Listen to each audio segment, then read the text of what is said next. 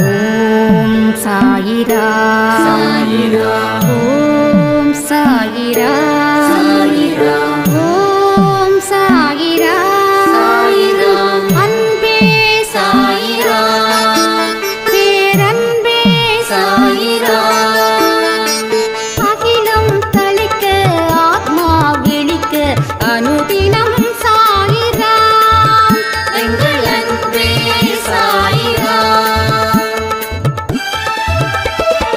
ஒன்றே இறைவன் ஒன்றே பூமிக்கென்றும் சாயிரா சரணம் சாயிரா நன்றே செய்து வாழ்வோம் நாம் ஒன்றே செய்து வாழ்வோம் அன்பே சாயிரா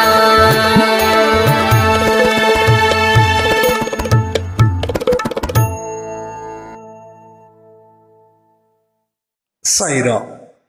என் உயிரின் உயிரானவர்களே, கடவுளுடைய துணையோடு நல்ல வாழ்க்கையை நீங்க வாழ்ந்துகிட்டு இருக்கீங்கன்னு நான் நம்புறேன். அன்பே சாய் குடும்பத்தில் இருக்கிற ஒவ்வொருத்தவங்களுக்கும் சாயப்பாவோட பார்வை இருக்குதுன்றதையும் நான் முழு மனதோட நம்புறேன். சாயப்பா கிட்ட என்ன கேட்கணும், என்ன கேட்டா நாம சந்தோஷமா இருக்க முடியும், இதை பத்தி தான் இந்த பதிவு. வாழ்க்கையில எவ்வளவுக்கு எவ்வளவு துன்பங்களை நீங்க சுமந்தீங்களோ, இனி உங்க வாழ்க்கையில எப்பயுமே முழு இன்பத்தை சுமக்கக்கூடிய ஒரு ஆளா நீங்க மாற போறீங்க. இந்த பதிவை முழுவதும் கேட்கும்போது கடவுளுடைய அனுகிரகத்தால தான் இந்த பிறவி, மனித பிறவி. இந்த பிறவியின் நோக்கம் வீடு வாங்குறதோ, கார் வாங்குறதோ, பங்களா வாங்குறதோ, அடுத்தவங்களை காலி பண்றதோ, பழி வாங்குறதோ சத்தியமா இல்லை. பிறவி பயனை கடக்கணும், அதற்காக தான் இந்த மனித பிறவி. இந்த மனித பிறவில அடைய வேண்டிய பலன்கள் எக்கச்சக்கம். ஆனா உண்மையிலேயே அந்த மாதிரியான பலன்களை நாம பெற்றிருக்கிறோமா அப்படின்னா ஜீரோ கூட இல்லை, -100. +100 இல்லை, அந்த 100க்கு முன்னாடி ஒரு குறி, அது மைனஸ். அப்போ நீங்க எந்த அளவுக்கு வாழ்க்கையில தோத்து போயிருக்கீங்க. சரி, தோத்து தான் போயிட்டோம், ஜெயிக்க முடியாதா? எஸ், ஜெயிக்க முடியும். அதான் நான் சொன்னேனே, இன்பத்தை சுமக்கக்கூடியவர்களாக நீங்கள் மாற போறீங்க. அப்படின்னா எவ்வளவு பெரிய ஆனந்தத்தை கடவுள் உங்களுக்கு கொடுக்கிறாருன்றத கொஞ்சம் திங்க் பண்ணி பாருங்களேன். ஒரே ஒரு விஷயம்தான், ஒரே ஒரு விஷயம். என்னுடைய கர்மாக்களை நான் அழிப்பேன், என்னுடைய தீய வினைய நான் அழிப்பேன், என்னுடைய விதியை மாற்றக்கூடிய அத்தனை சக்தியையும் என்னிடம் இருக்கிறது. நான் முயன்றால் முடியாதது அப்படின்றது எதுவுமே இல்லை ஏட்டில், என்னோட வாழ்க்கையில். என்னுடைய வாழ்க்கையோட இறுதி பயணம் அது சந்தோஷமாக முடியும், ஆரோக்கியமானதாக முடியும். வாழ்க்கையில் தோத்து போகிறவன் நான் இல்லைன்னு சொல்லி நீங்கள் உறுதியாக நம்ப ஆரம்பிக்கும் போது உங்கள் உடம்புல இந்த விட்டமின் ஏ, பி, சி அப்படின்னு சொல்கிறாங்களே, அதை விட பெரிய அற்புதமான செல்ஸ் உருவாகும். உங்கள் வாழ்க்கையில் என்றைக்குமே நீங்கள் தோக்கக்கூடாதுன்னு நினச்சி வாழாதீங்க. நான் வாழ்க்கையில் ஜெயிக்க போகிறேன் அப்படின்னு நினச்சி நீங்கள் வாழுங்க. வாழக்கூடிய வாழ்க்கையில் மிகப்பெரிய அற்புதத்தையும் அதிசயத்தையும் நீ படைப்பாய், வெல்வாய். ஸோ வெல்வதற்காக படைக்கப்பட்டவன் எப்படி விட முடியும் தெரியுமா? தன்னுடைய அறிவை அவன் பயன்படுத்தாமல் இருக்கும் பொழுது, தன்னுடைய பலத்தை அவன் தெரிந்து கொள்ளாமல் இருக்கும்போது, தன்னுடைய வாழ்க்கையை தான் தான் வாழணும்னு என்னைக்கு அவன் நினைக்கிறானோ அன்னைக்கு அவனுடைய வாழ்க்கையில் சந்தோஷம் அப்படின்ற பக்கத்தை அவன் திரும்ப திரும்ப திரும்ப திரும்ப பார்க்க முடியும். சரியா? இப்போ கடவுளோட படைப்பு எப்படிப்பட்டதுன்னா, நீ வெல்வதற்காகத்தான் இந்த மனித பிறவி. உன்னுடைய தேடுதல் புனிதமாக இருக்கணும், உன்னுடைய எண்ணங்களை சுத்தமாக்கப்படணும், உங்கள் வாழ்க்கையில் வளர்ச்சி அப்படின்ற ஒரு பக்கத்தை மட்டும்தான் நீங்கள் பார்க்கணும். இதை எல்லாத்தையும் சரி பண்ணு, இதை எல்லாத்தையும் சீராக்கு. சீராக்கப்பட வேண்டிய உன் வாழ்க்கை ஏன் பாழாகிக்கிட்டு இருக்குது? யார் காரணம் தெரியுமா? நம்ம தான் காரணம். என்னைக்கு எந்த விதத்திலையும் நாம் சரியாக இல்லாமல் போகிறோமோ அப்பொழுதே எல்லா இடத்துலையும் சரியில்லாத வாழ்வு தான் இங்கே ஒவ்வொரு மனுஷனுக்கும் கிடைக்குது. இன்னும் நாட்கள் இருக்கு, ஆனால் ஏற்கனவே பல நாட்களை வீணடிச்சிட்டோம், காலங்களை அழிச்சோம், காலால் ஒரு வழி பண்ணிட்டோம்.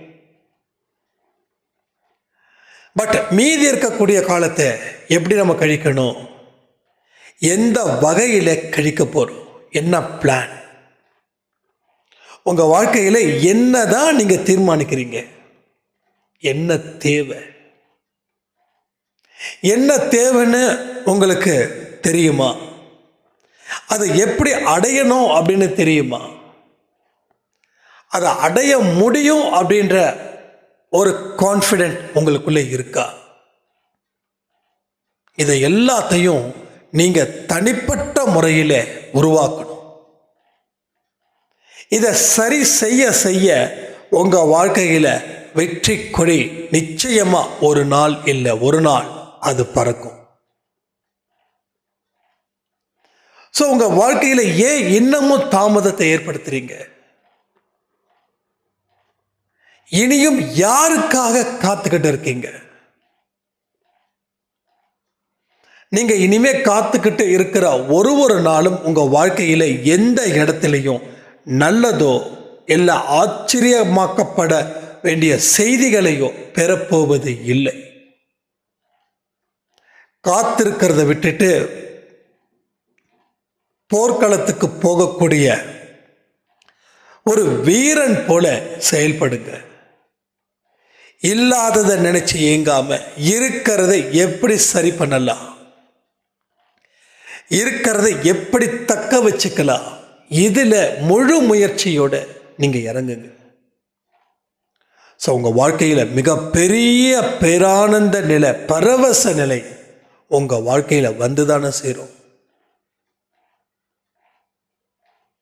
ஸோ பலர் திறமை இருந்தும் நம்பிக்கை அப்படின்ற ஒன்று இல்லாமலே வாழ்க்கையை இழந்து போகிறாங்க. சில பேருக்கு திறமை இல்லைன்னாலும் நம்பிக்கைன்ற ஒரு விஷயத்தை வச்சு வாழ்க்கையில் ஓரளவுக்கு வாழ்ந்துக்கிட்டு இருக்காங்க. ஸோ திறமையும் ப்ளஸ் நம்பிக்கையும் இருக்கிறவர்கள் சிலரே, அந்த சிலரே வாழ்க்கையில் வெற்றி வகை சூடுகிறார்கள். நீங்கள் ஒரு வியாபாரத்தில் நல்ல நிலையில் இருக்கணுமா? தாராளமாக இருக்கலாம். ஒரு நல்ல குடும்ப தலைவராக இல்லை நல்ல குடும்ப தலைவியாக இருக்கணுமா? ஆரோக்கியமாக இருக்கலாம். ஆரோக்கியமான வாழ்க்கையை வாழணுமா? எஸ், அதுவும் சாத்தியப்படும். ஏன் கடன் இல்லாத வாழ்க்கையை வாழணுமா? அதுவும் நிச்சயமாக நடக்கும். ஏன்னா உங்களுக்கு உள்ளேயே ஒரு சக்தி கடவுள் ஏற்படுத்தி வச்சிருக்கா. அந்த சக்தியை தான் நீங்கள் பார்க்கணும். அது எங்கே பாருங்க அந்த சக்தி? வீட்டுக்கு வெளியிலையா, இல்லை கோயில்லையா? இல்லை. எதெல்லாம் வெளியில் சக்தி நினைக்கிறியோ அது எல்லாமே உன்னிடத்தில் உள்ளது. தெய்வங்கள் வெளியில் இருக்கு அப்படின்றாங்க, எனக்கு அது நம்ப முடியல. ஆனால் அந்த தெய்வம் உள்ளே இருக்குதுன்னும் போது எனக்கு நம்பிக்கை அளவுக்கு அதிகமாக வருது. ஸோ தெய்வன்றது உள்ள, கடவுள் உள்ளதான் இருக்கிறாரு. நீ கடந்து போ, உள்ள நீ கடக்க வேண்டிய பாதை வெளியில் உள்ள உள்ளதாங்க பொக்கிஷம் இருக்குது, வெளியில இருக்குது. ஸோ நிறைய சிலைகள்லாம் கண்டுபிடிக்கிறாங்களே, அதெல்லாம் எங்கே ரோட்டு மேலே கிடக்குது, எங்கேயோ குழி தோன்றாங்க அங்கே கிடைக்குது இல்லையா? அது எவ்வளோ பெரிய பெரிய விஷயங்கள். ஸோ அந்த மாதிரியான பொக்கிஷங்கள் எங்கே இருக்கு? உனக்கு உள்ளே இருக்கு. நீ உள்ளே தேடு, வெளியில் தேடுறதால ஒன்றும் யூஸ் இல்லை. வெளியில் தேடுனா உனக்கு அலைச்சல் தான் மிஞ்சும், பண செலவாகும், உடல் நலத்தில் பிரச்சனை வரும்.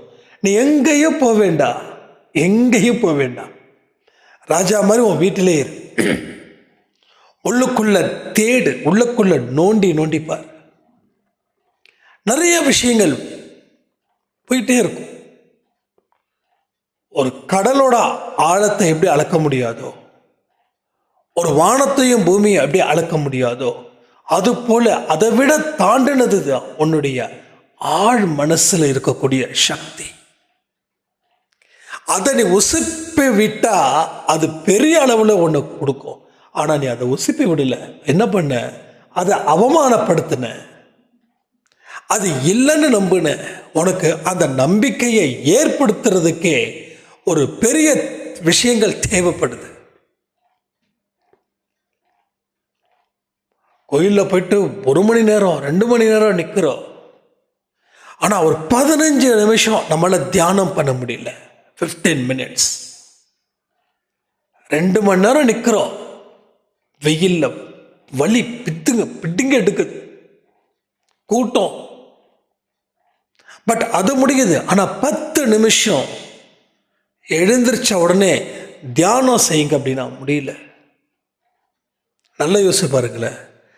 அலைச்சல்ல தெய்வத்தை பார்த்து அந்த பலனை பெறுவது புத்திசாலித்தனமா, இல்லை அமைதியாக உட்கார்ந்து தியானம் செய்து அதன் மூலமாக கடவுளுடைய தரிசனத்தையும் கடவுளுடைய எண்ணங்களையும் அறிவது புத்திசாலித்தனமா? Which one is best? So அறிவாளிகள் என்ன திரும்ப பண்ணுவாங்க? செகண்டை தேர்ந்தெடுப்பாங்க. ஆனால் அறிவாளிகளாக இருக்கக்கூடிய நாம என்ன பண்ணுறோம்? 2வது விஷயத்தை டோட்டலாக மறந்துடுறோம். ஏன்னா அந்த அளவுக்கு சத்தியமாக பொறுமை இல்லை.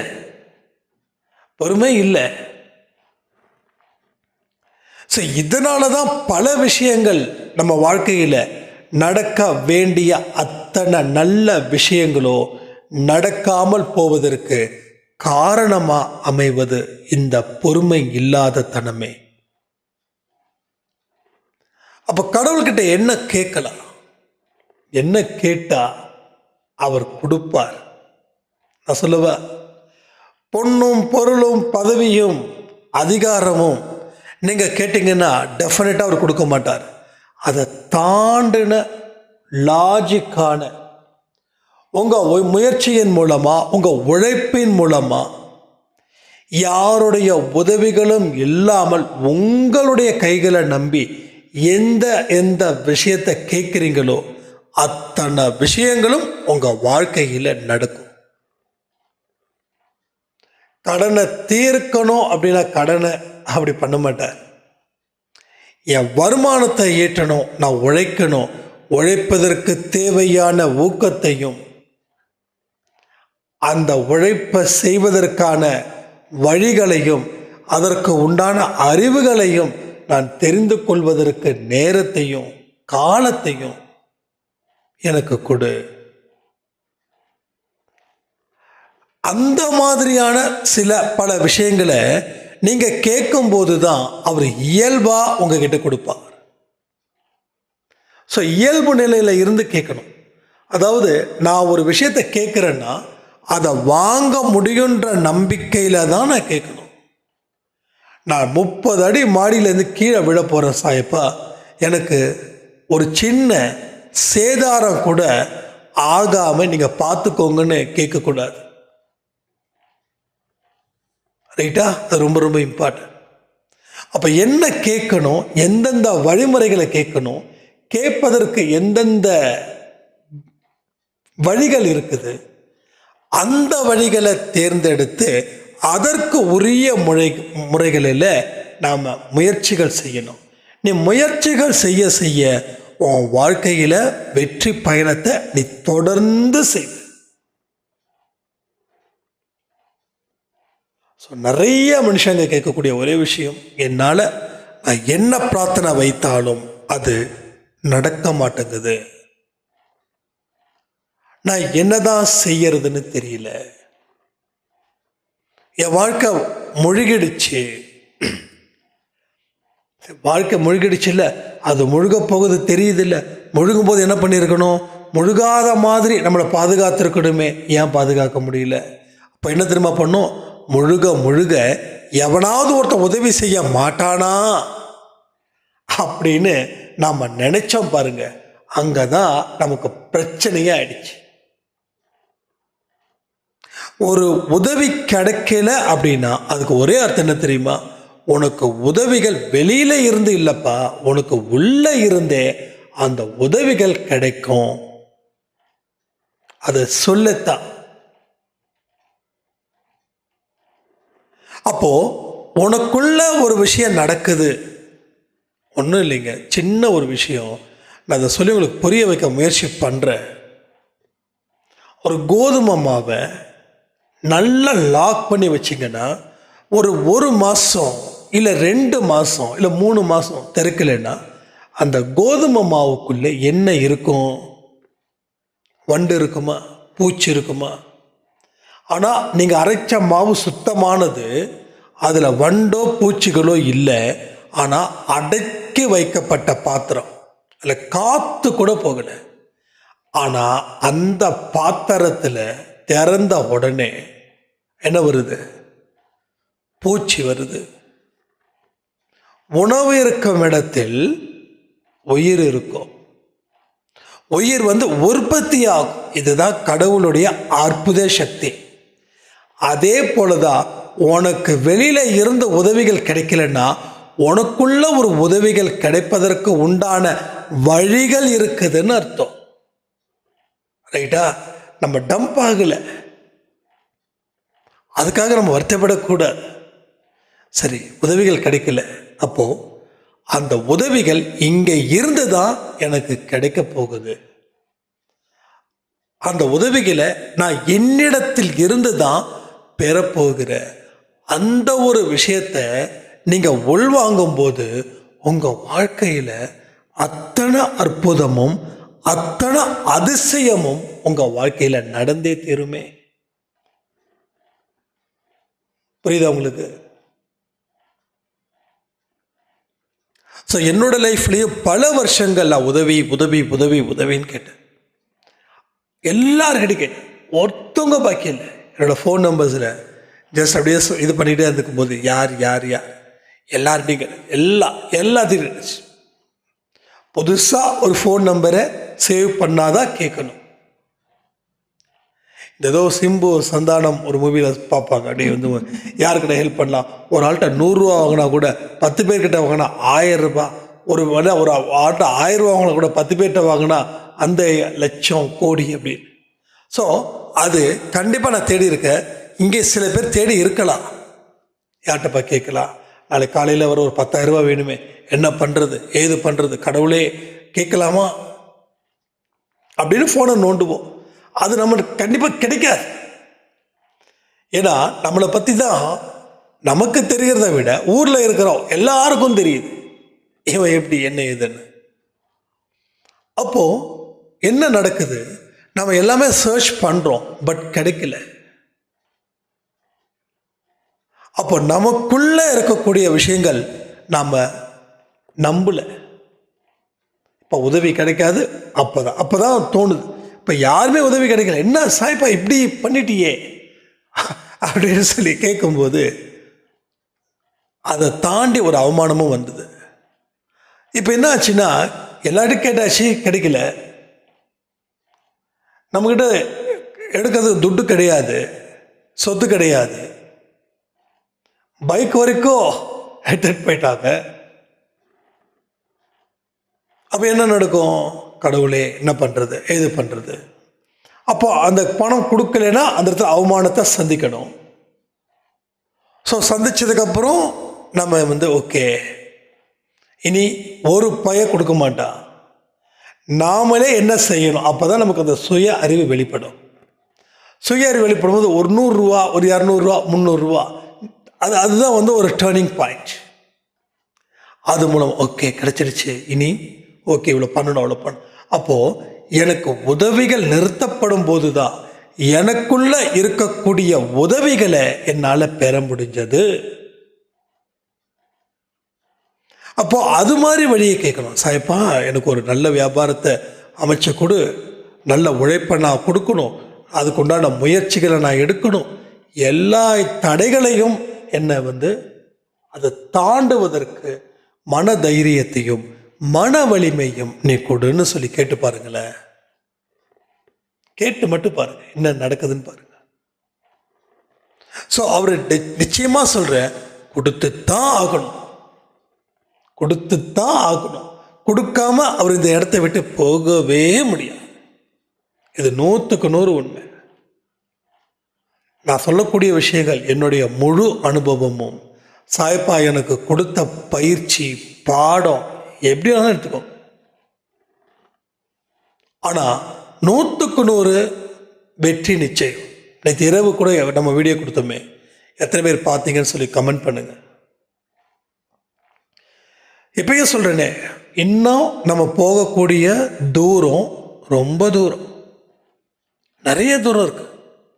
அதெல்லாம் கடக்கணும். அப்போ எத்தனை பேரை நீங்கள் கடப்பீங்க, எவ்வளோ பெரிய சவால்களை நீங்கள் சந்திப்பீங்க.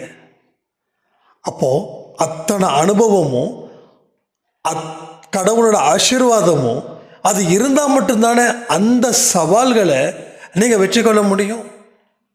ஸோ இதை எல்லாத்தையும் ஒரு தடவைக்கு 2 தடவைக்கு 3 தடவைக்கு 4 தடவைக்கு திரும்ப திரும்ப யோசிப்பார். ஸோ என்னைக்கு நீங்கள் உங்கள் வாழ்க்கையை வாழ்கிறீங்களோ அன்னைக்கு தான் கடவுள் உங்களுக்கு கை கொடுப்பார். நாம் பிறருடைய வாழ்க்கையை தான் நம்ம வாழ்க்கையை நினச்சி வாழ்ந்துக்கிட்டு இருக்கோம். நம்ம வீட்டில் இருக்கக்கூடிய பைக்குக்கு நம்ம இம்பார்ட்டன்ட் கொடுக்கல, அடுத்தவன் வீட்டில் இருக்கக்கூடிய காருக்கு நாம் இம்பார்ட்டன்ட் கொடுத்தோம்.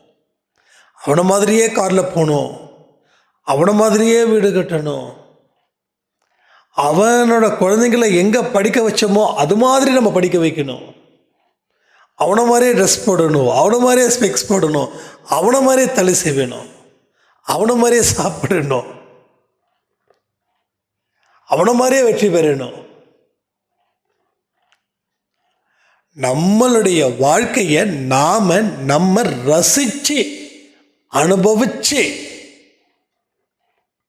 வாழணும். நமக்கு என்ன தேவை, அந்த தேவை நமக்கானது தானா, இல்லை வேற ஒருத்தவங்களுக்காக நம்ம கேட்குறோமா, இதை எல்லாத்தையும் யோசித்து பார்த்து தான் நீங்கள் கேட்கணும். கேட்குறத கரெக்டாக கேட்கணும். இஷ்டத்துக்கு கேட்டுக்கிட்டு இருந்தா கெட் அவுட் சொல்லிடுவார். அவர் கெட்டின்னு சொல்லணும், உள்ள வா சொல்லணும், இப்படி உள்ள வா சொல்லணும். உனக்கு என்ன தேவைன்னு கேட்கணும், கூப்பிட்டு உட்கார வச்சு கேட்கணும். நம்ம சொல்லுவோம் எனக்கு என்ன தேவைன்றது அப்புறம் சொல்கிறேன்னு சொல்லணும்.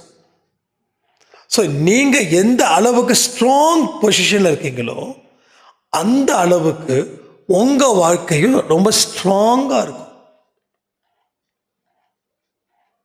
ஸோ கடவுளை பார்க்கும்போது உங்களுக்கு கண்ணீர் வருதுன்னா நீங்கள் அவருடைய சமூகத்திலேயே இருக்கிறீங்கன்னு அர்த்தம். அப்போது உங்களுக்கு தேவையான நல்ல வினைகள் ஸ்டார்ட் ஆகிடுச்சு, தீய வினைகள் அழிஞ்சிக்கிட்டு இருக்குதுன்னு அர்த்தம். வாழ்க்கையில் எதுவுமே ஆரம்பம் ரொம்ப கஷ்டம். ஆனால் அதில் நாம் நிலைச்சு நின்னோன்னா அதற்கு அப்புறம் வரக்கூடிய ஒரு வழிகளும் நமக்கு எளிதாக்கப்படும். அப்போ நம்மளுடைய எக்ஸ்ட்ரீம் பாயிண்ட் எங்கேயோ அந்த எக்ஸ்ட்ரீம் பாயிண்டில் இப்போவே நீங்கள் எழுதிக்கலாம், அந்த இடத்துல எனக்கு வெற்றி காத்துக்கிட்டு இருக்குது. ஸோ அந்த மனநிலையில் நீங்கள் இருக்கணும். அப்படிப்பட்ட வாழ்க்கை முறையை நீங்கள் வாழுங்க. ஸோ என்ன கேட்கணும் அப்படின்னா, கேட்க வேண்டியதை மட்டும் கேட்கணும். அதில் சின்ன சின்ன வெற்றிகள், சின்ன சின்ன முயற்சிகள், சின்ன சின்ன உழைப்புகள் மூலமாகத்தான் ஒரு பெரிய அஸ்திவாரத்தை உங்களால் உருவாக்க முடியும். ஒரு பெரிய வெற்றியை உங்களால் கொடுக்க முடியும். ஒரு பெரிய சகாப்தத்தை உங்களால் நிறைவேற்ற முடியும். இதை எல்லாம் தொடர்ந்து முயற்சி செய்து பாருங்கள். உங்கள் வாழ்க்கையில் இல்லை அப்படின்ற ஒரு விஷயம் இனி உங்கள் வாழ்க்கையில் இருக்காதுன்னு சொல்லி இந்த வீடியோ பதிவை நான் முடிக்கிறேன். ஜெய் சாய்ராம்.